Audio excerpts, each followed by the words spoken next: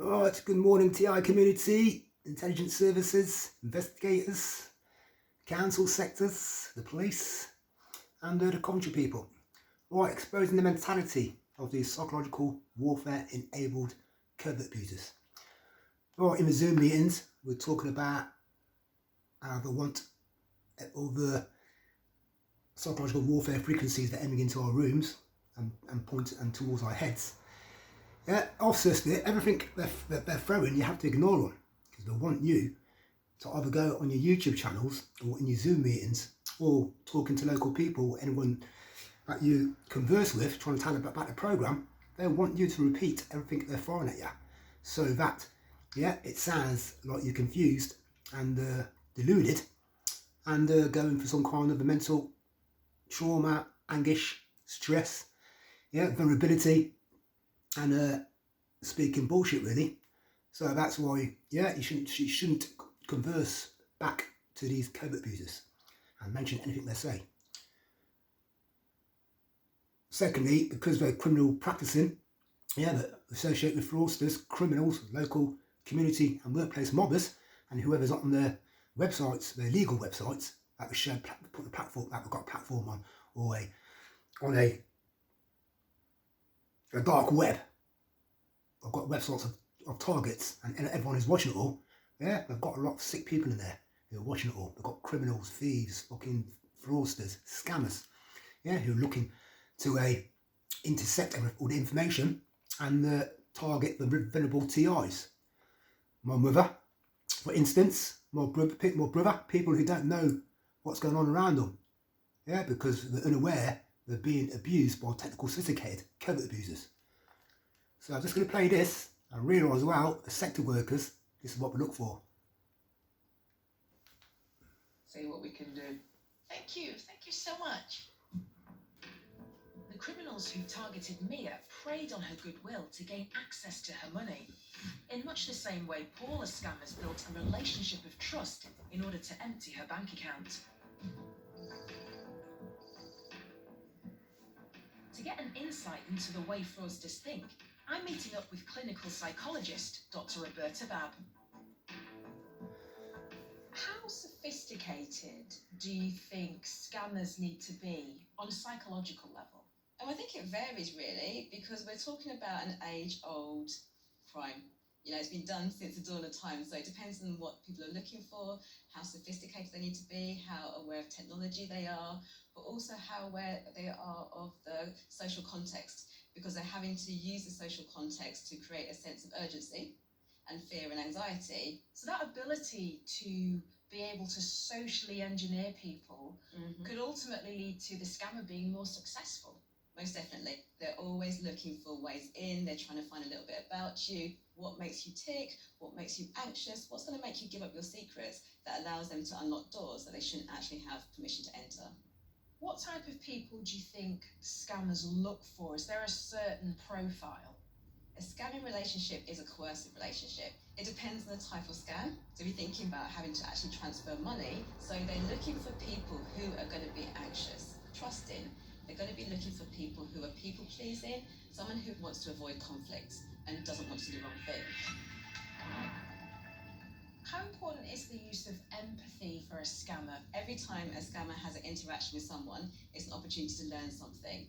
So if you have empathy, you have the capacity to understand another person's viewpoint, so that when scammers wanting to extract money, they can really tap into the buttons that link to wanting to help someone, feeling guilty, feeling anxious. But they're very egocentric. They're very focused on meeting their own needs. But they don't actually have to have a sense of empathy themselves, because if they did, they wouldn't be able to do what they're doing.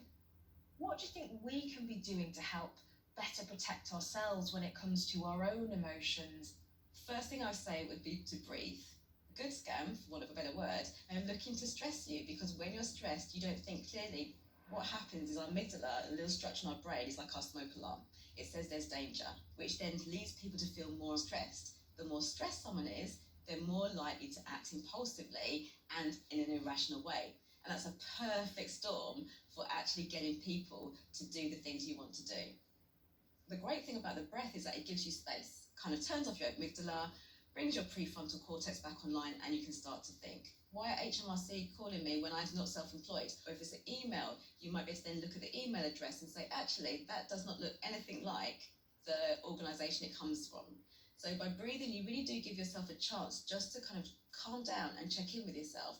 It's almost like creating an invisible barrier between you and the scammer, isn't it? Exactly. It could be as big or as small as you want, but breathing is key in just breaking that sense of anxiety that's grip on you.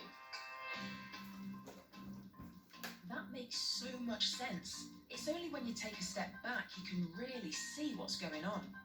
Having learnt about the psychology of the scam from Roberta, I'm meeting up with Mum to discuss my findings.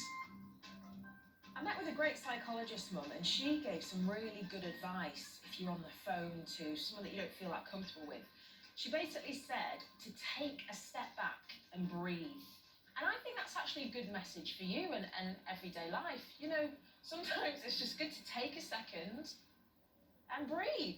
Are you referring to when you ring me? Because I know when you ring me, I'm always expecting a problem. Hold on a minute. When you ring me, literally I don't get a word in. So I think this could be good for the both of us. When you call me and you go in like the clappers, I can say, breathe. It is good advice. I know I've always been told, stop and think before you open your mouth, Mavis. Because if you don't do it at the start, Mum, you'll never breathe. Try it and breathe. I feel better already. Told you. Both Mia and Paula have agreed to put themselves in the hands of the hackers once more. But this time, it's one of our ethical hackers who'll be in control. These superheroes of the cyber world use the criminals' own techniques to root out our security weak spots and help us stand strong against the scammers' attacks. ICRA holds a master's in preventing online crime and has made a disturbing discovery for Mia's security. Tell us what you found. So Mia hasn't just been involved in one data breach. So that's the fraud, the scams that a lot of TIs are going through. And people making phone calls, for instance. They won't phone milk now. They won't phone milk, catch me off guard. But they've been phoning my mum for over a decade, trying to confuse her.